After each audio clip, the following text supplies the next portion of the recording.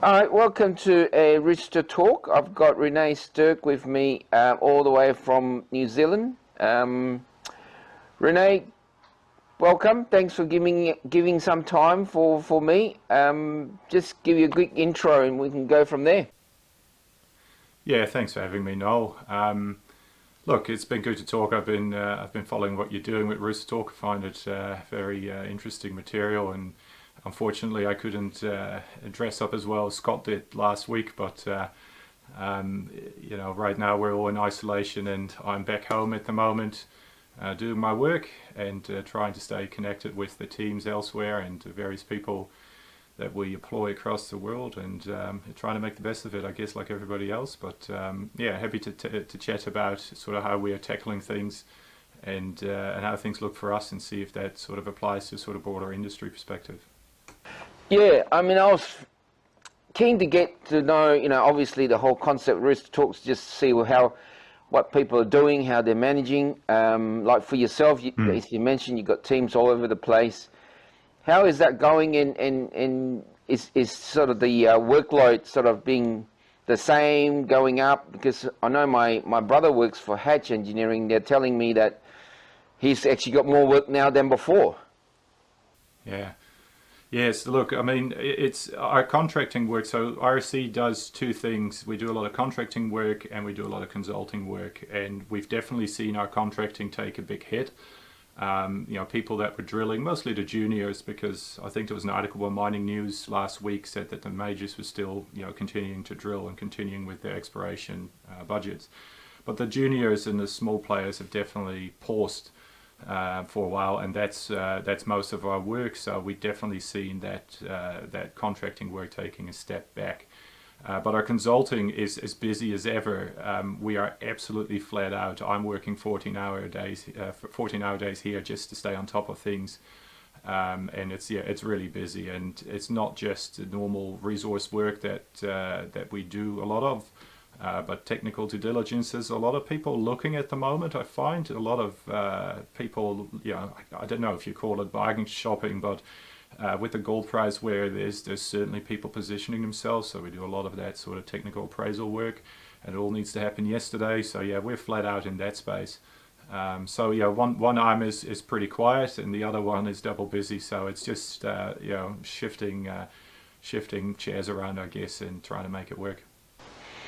I guess from a desktop point of view, that kind of work would probably be, I think I mentioned before to another guest on the show, talking about, this is the time where you can sort of look at things that you didn't have time for because you're too busy trying to get people out there to do the field work.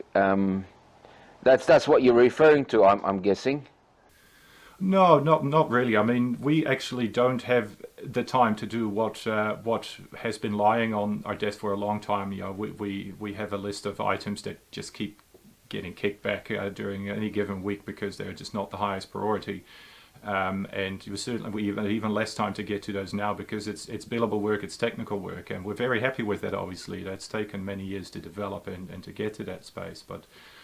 So no, there's certainly not things like that we've wanted to be doing for a long time, or internal cleanup or systems or whatever it is. No, it's all client-focused work. And I guess the other thing is that our company is always run on this semi-remote structure. Our people do work from home, sometimes 2, sometimes 3 days a week.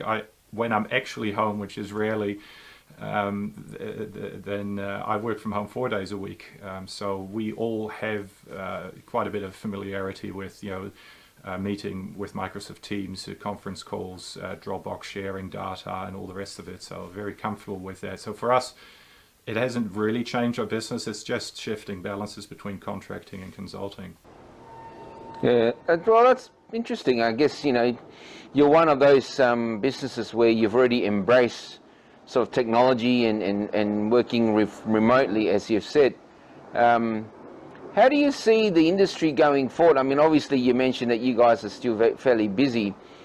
Do you see, well, let's say even for yourself, do you see a shift in how the kind of work or the type of work that you're getting going forward? there's nothing like a good crisis to create some opportunities, I guess, and it's a bit of a it's one way to look at it, I guess, but we definitely see the industry continuing along. Everybody is getting a hit, and certainly things are not well. But from a service provision point of view, it's just the survival of the fittest. And we already know some of our competitors have cut their salaries straight across the board by a significant percentage. We're not doing that. We're paying our people the same salary. They're all busy. They're all employed. We're not retrenching, not any of that stuff. So, look, I think I see the outlook as reasonably positive for us. I'm not, obviously, my crystal ball is is a bit fuzzy as well, but there will be a time that, certainly a few months where things will be uncertain, obviously. But from a service point of view, we see things continuing on, and mining continues. Our mining clients are pulling gold out of the mine, and they're not slowing down. So, yeah.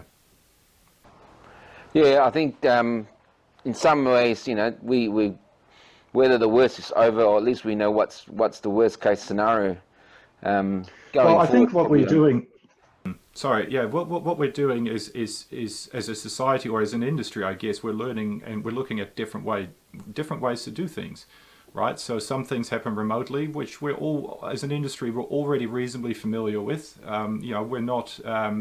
A friend of mine works in telecommunication in Europe, and the largest, one of the larger companies in Europe.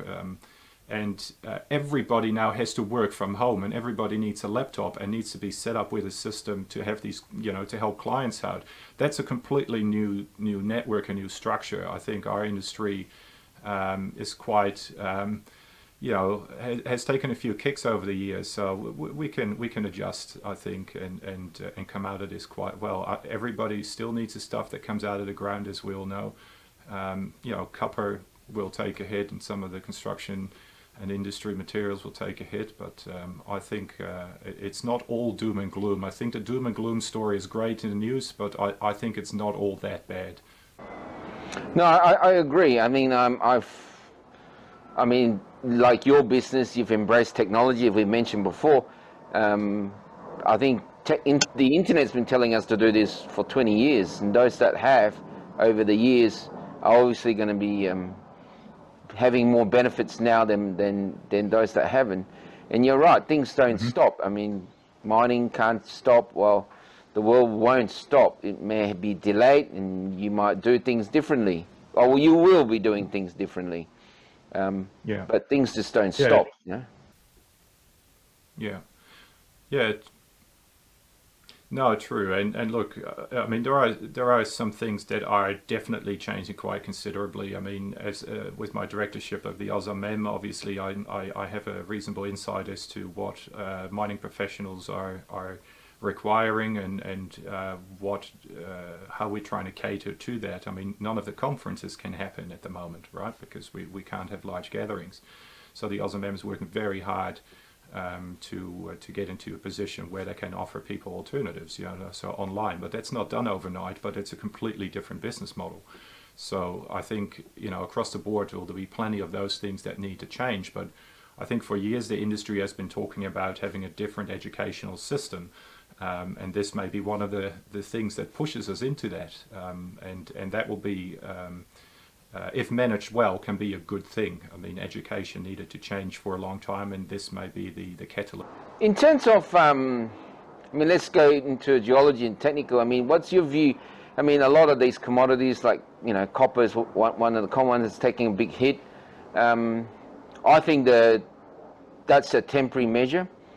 Well, what's your view on these kind of things? Yeah, look, I mean, I'm clearly not an economist, but I do follow the commodity prices quite closely, take a keen interest in that, and obviously with OPEX, of which I'm a director, we follow the market quite closely and look at how the activity relates to commodity prices and so on. So, look, my view is that those in gold with good assets are going to do quite well out of this. I'm quite positive. And the base metals, they will rebound. Copper will rebound. I mean, the price where it's at is just, that's not sustainable. So things will pick up there. And again, this is what life does, I guess. It's ups and downs, and we haven't received, we as in the global community haven't received any kicks up the bum for a long time. So I think it will come out of this, and the commodity prices will recover. But take that with a pinch of salt from a geologist and not an economist. Yeah. I mean, I remember watching one of these videos by Rick Rule, and he sort of mentioned that the sort of, rightly or wrongly, world economy was heading towards a long bear market, and because of what has happened, we probably have shortened that period. The market's sort of showing that it has, its low of 18,000. I think it's at 23,000 now. It's at high of 29,000 plus, in the US. So there is a sign that there is some recovery of such already in place. It's premature to say, oh, look, you're seeing some confidence back in your clients and your business, but do you see that in talks with OSIM and all these things like that? Yeah, no, we do, and I think the way we look at it as a business, and at the various board tables, it is a period of volatility. So right now, to pick a line through the volatility is difficult for everybody, but it's a long outlook that counts here, and obviously nobody knows how long it will take, but you see things picking up quite well after these kind of depressions. So long term, obviously, we see an opportunity here as a business, and there are other kind of businesses that can look for opportunities there as well. But we don't speculate. We're not investors, so I don't need to get too worried about the short range volatility. We have a range of clients, so you need to diversify. Obviously, I mean, there are companies that have software. We're in consulting and contracting and have different interest in development of online tools and various other things. If you invest into those sort of long-term things, then you'll be able to manage. And as long as you have a team that can work remotely and is efficient and so on, then you'll climb through this. I think some of the larger companies, perhaps with a lot of overheads, they can't have a $2,500 a day consultant sitting at home and have 40% utilization. They can't cover that. So it really depends on as a business, what is your strategy? And obviously governments are giving some handouts as well. So our business can also tap into some of those. But essentially, the outlook for us is a long-term one, and we see this, for our business coming quite right in the next 6 to 12 months, and we'll sail through that period, hopefully, without losing too much. Yeah, one of the things that you mentioned, so I guess is software. I remember, decades or so, there's an advancement in software, how you do things, and leapfrogs, was not around when, 20 years ago, and it's done very well, and and all this is the different ways you use the software. Those are the things that people, if you're embracing this kind of thing in times like this, do you think that's a advantageous position to be in? Yeah, absolutely. And you hit the nail on the head. I mean, our business has been using Dropbox for 11 years now, I think, or since its inception. And we had all our offices run on that. So we are completely in tune with how to manage our data across various offices in 3 different continents. So it used to be SharePoint only. If you're not a big business, then you can't afford Microsoft SharePoint. So, but all of that is now so much more accessible. And there are other companies, like you mentioned, Leapfrog. I mean, they have the Central as a product that obviously allows people to collaborate, that allows me as a consultant to collaborate with my clients a lot better, because one project is stored on the cloud. So as a business, we need to embrace that kind of software as well to be able to offer our clients that flexibility. So you're quite right. I mean, software is a major advantage. And we're on Zoom together now, but we've just dropped Zoom and we streamlined everything to Microsoft Teams. So we've played with all those softwares for years now, and I've been quite comfortable with making good decisions in that space. So all of those little things definitely matter, and software is important to us. Yeah. Yeah, I guess in this day and age, we should be more advanced in how we use technology, but it's amazing. I mean, I would say I'm a bit of a slow technology kind of guy. I embrace it, but it's sometimes you sort of hold yourself back not to be overexposed. But going forward, I think this will have to be number one priority for the likes of yourself, the consultants, especially when you've got so many people everywhere, and you've got data flowing in and out to the clients, to back to you within your own group. It's I guess the end of the day, it's just people just have to embrace it now. They don't really have too much choice, I guess. No, you're not wrong. I mean, and what you're doing here is certainly embracing technology, as far as I'm concerned, because it's I've played around with these things as well. And it's not easy to get right, so well done there. And look, yes, I mean, we need to get on board, and for that reason, RC got into machine learning half a year ago, and we just signed an MOU with Goldspot, one of the world's better machine learning providers. So and there will be people who will still be looking at that technology and thinking, I'm not sure about that. Maybe it's just a buzzword.